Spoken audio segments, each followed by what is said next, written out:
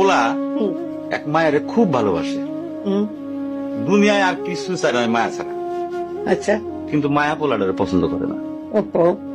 অনেক চেষ্টার পর মায়া সে পোলাডারে কইল যে ঠিক আছে, হ্যাঁ।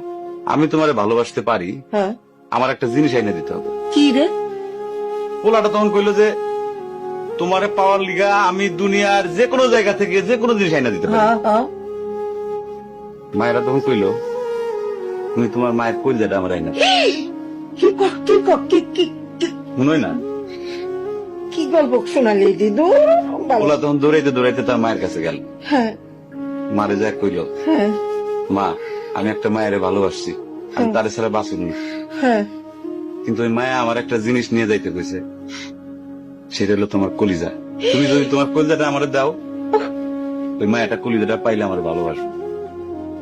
মা তখন কইল তুই আমার একমাত্র বুকের ধন, তোর সুখের জন্য আমি সবকিছু করতে পারবো।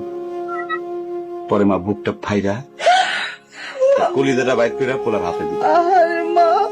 পোলাটা কলিজাটা হাতে পাইয়া যে কি খুশি, মা দৌড়াইতেছে দৌড়াইতেছে দৌড়াইতেছে দৌড়াইতে দৌড়াইতে হঠাৎ রাস্তার মধ্যে উষ্টা খাইয়া পড়ে গেছে। হাতের কলিজাটা হাতের থেকে সুইটা রাস্তার মধ্যে পড়ছে। তখন মায়ের কলিজাটা কইতাছে ব্যথা পাইছো বাজান?